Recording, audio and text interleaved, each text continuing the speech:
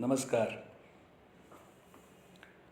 आता आपण ध्यानाचे प्रात्यक्षिक करणार आहोत.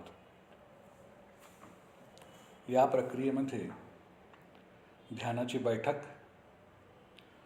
आपला श्वास, दीर्घ श्वास, शरीर आणि मन यांचा संवाद आणि या प्रोसेसमध्ये वैश्विक ऊर्जा जी आहे त्या वैश्विक ऊर्जेचं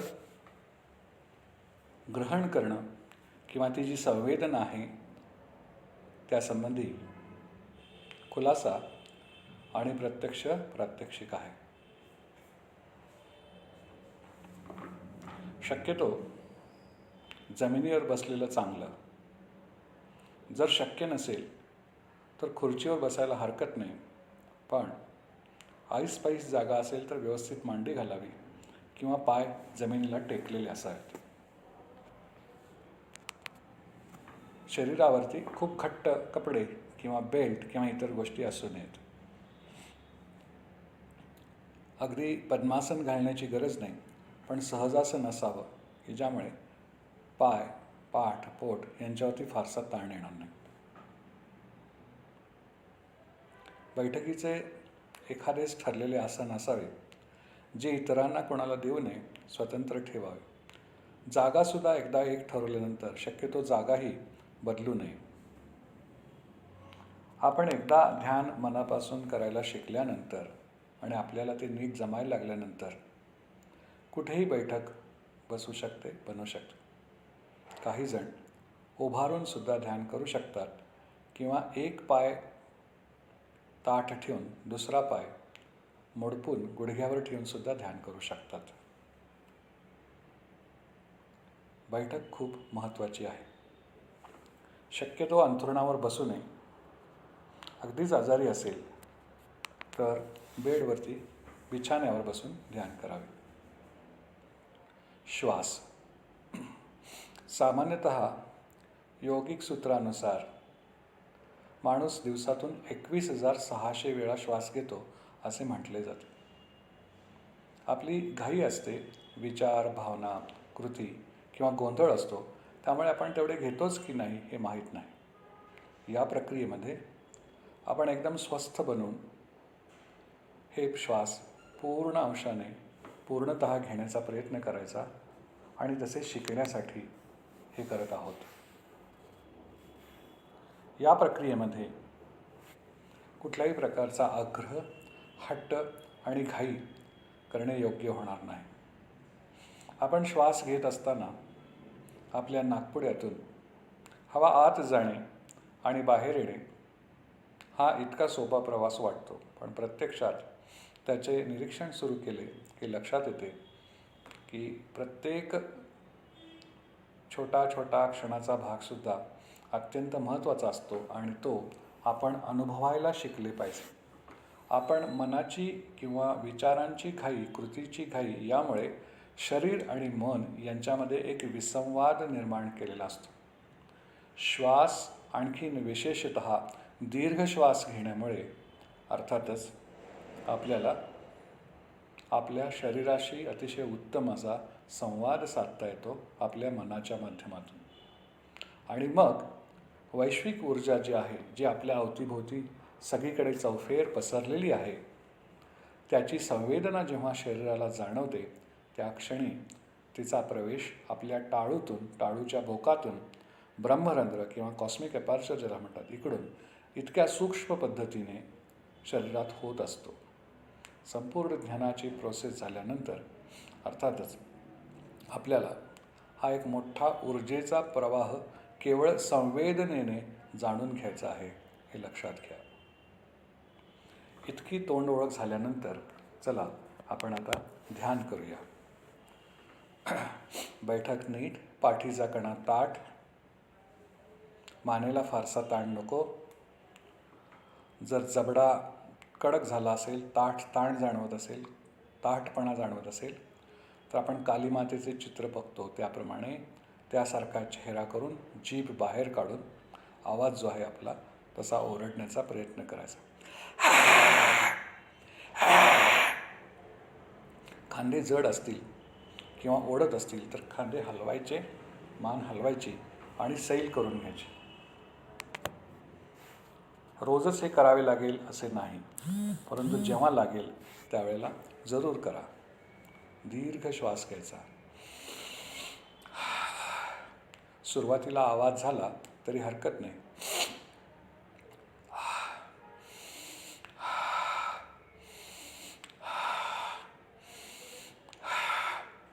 या पद्धतीने श्वास घेऊन 5 ते 10 वेळा तोंडाने हवा बाहेर टाकायची.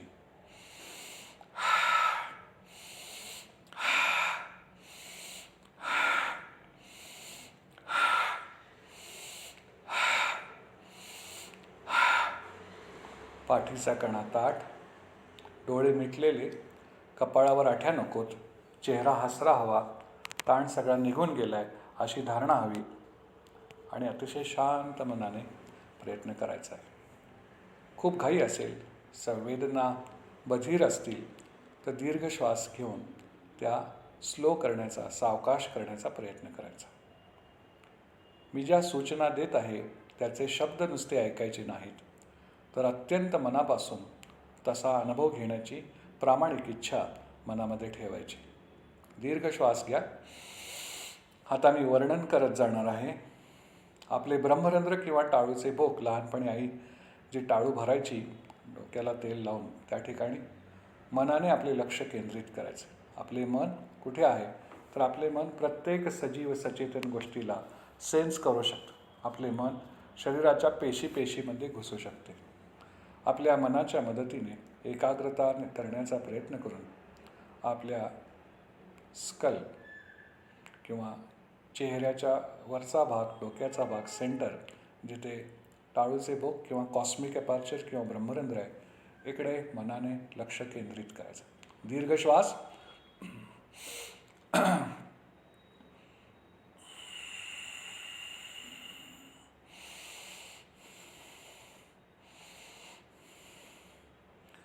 आता अशी कल्पना करायची की ह्या कॉस्मिक अपार्चरमधून विविध प्रकारे वैश्विक ऊर्जा आपण फील करतो आहोत, जाणीव करून घेत आहोत. शब्द नुसते ऐकायचे नाहीत, तर तशी धारणा ठेवायची.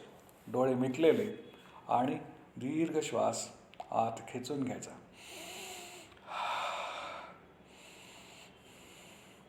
आता जाणीव होईल की खरोखरच आपण जसे श्वास खेचून घेऊ त्यावेळेलाच आपल्या स्कलचा, डोक्याचा वरचा भाग, तिथली कातडी छोटीशी आकुंचन पावते आणि वैश्विक संवेदना आपल्या शरीरामध्ये शिरते आहे.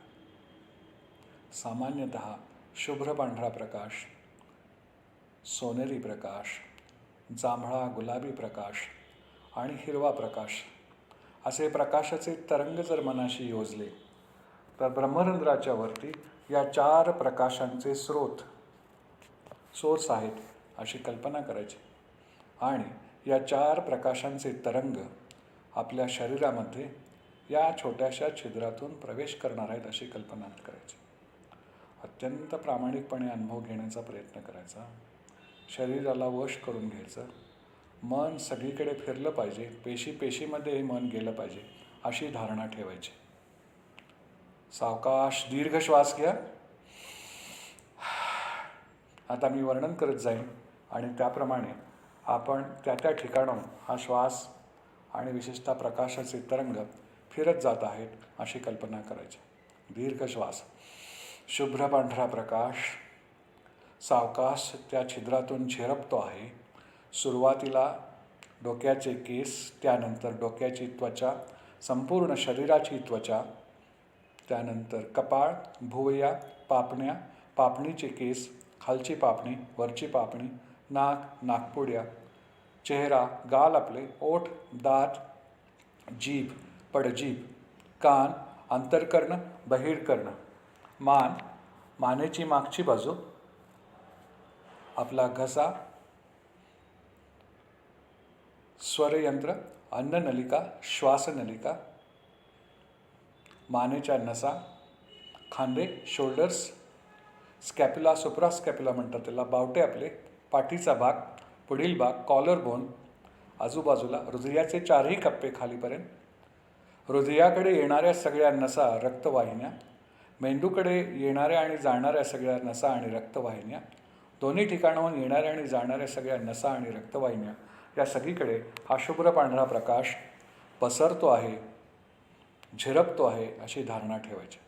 शब्द नुसते ऐकायचे नाहीत, तसा प्रत्यक्ष अनुभव घेण्याचा अत्यंत मनापासून प्रयत्न करायचा. दीर्घ श्वास.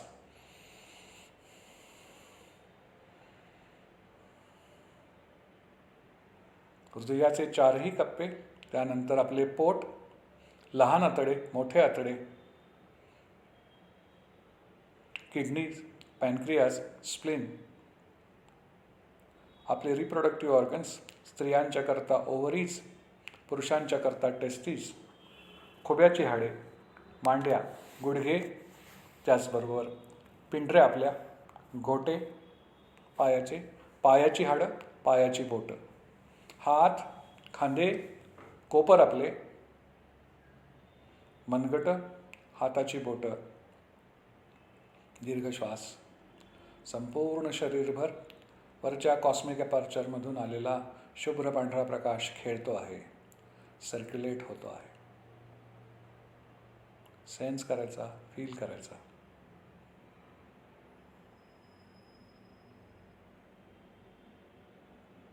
यानंतर त्याच क्रमाने सोनेरी प्रकाश, त्याच क्रमाने जांभळा आणि गुलाबी प्रकाश, त्याच क्रमाने हिरवा प्रकाश आपल्या शरीरभर पसरतो आहे, झिरपतो आहे अशी कल्पना करायची. या झिरपण्यातून संपूर्ण शरीरभर जिथे जिथे वेदना आहे, टोचणी आहे, हुरहुर आहे, इरिटेशन किंवा खाज आहे, दुःख आहे, साचलेपण, या सगळ्या ठिकाणी पेशीतून कॉस्मिक एनर्जीच्या मदतीने, वैश्विक ऊर्जेच्या मदतीने हे प्रकाशाचे तरंग आपलं शरीर मनाच्या मदतीने फिरवतं आहे अशी कल्पना करायची. तपासून बघण्यासाठी हाताची बोटं आणि पायाची बोटं, विशेषतः अंगठे हलवून बघायचे. थोडेसे जड झाल्यासारखे वाटेल, एक प्रकारचा वेगळा हलकेपणा जाणवेल. काही वेळेला घशाला कोरड पडेल. काही वेळेला जिकडे दुखापत आहे, जुना अपघात आहे, आघात आहे, मनामधली हुरहुर आहे, एखादा अपमानाचा क्षण आहे, दुःखद बातमी आहे, एखाद्याच्या मृत्यूचे साठवून राहिलेले दुःख आहे किंवा चांगल्या गोष्टी आहेत, तर अशा भूतकाळाच्या ओरखड्याने मन भरलेले असते. त्याचा शरीरावर कुठेतरी काहीतरी परिणाम झालेला असतो. असे सर्व साचलेपण मणक्यांपासून शरीरातल्या पेशींमध्ये जे आहे ते संपूर्ण बाहेर काढते आहे आणि या प्रकाशांच्या मदतीने संपूर्ण बॉडीज क्लिन्झिंग होते, शुद्धीकरण होते अशी कल्पना ठेवायची. खात्री करता पायाचे अंगठे हलवत ठेवायचे. दीर्घ श्वास घ्या. Feel it. शुभ्र पांढरा प्रकाश, सोनेरी प्रकाश, गुलाबी प्रकाश आणि हिरवा प्रकाश. दीर्घ श्वास. हे आणखीन संतुलित होण्यासाठी आपल्या शरीरामध्ये एंडोक्राईन ग्लँड्स जे आहेत, पिट्युटरी कानाच्या मागे, मानेच्या वर, पिनाईल वरच्या जबड्याच्या खालच्या टोकाला वर आतल्या बाजूला, थायरॉईड घशामध्ये, पॅराथायरॉईड मागे, थायमस कॉलरबोनच्या बाजूला, ॲड्रिनल पॅनक्रियाच्या वरती, छातीच्या हृदयाच्या कप्प्यांच्या खाली बरोबर, स्त्रियांच्या करता ओव्हरीजमध्ये रिप्रोडक्टिव्ह ऑर्गन्स आणि पुरुषांच्या करता टेस्टीजमध्ये रिप्रोडक्टिव्ह ऑर्गन्स, जननेंद्रियामध्ये ह्या ग्रंथी असतात. या ग्रंथी या प्रकाशाच्या मदतीने जागृत होत आहेत अशी कल्पना करायची, जाणवून घ्यायच्या, फील देम. तिथे खूप ऊर्जा साठती आहे, जाते आहे, स्वस्थता आलेली आहे. दीर्घ श्वास. पायाची बोटं हलवत ठेवा. आपल्या शरीराच्या बाहेर आपण जसे बसले आहोत त्याची जर आकृती काढली तर एक रेषाकृती तयार होते, एक चित्र तयार होतं स्वतःचंच. खाली बसले असाल तर खाली बसलेलं, खुर्चीवर असेल तर खुर्चीवर, अशी एक रेषाकृती स्वतःचीच मनाने काढायची. त्याच्या बाहेर 6 ते 8 इंच आपली ऑरा, आपली ऊर्जा जी आहे ती प्रगट होत असते.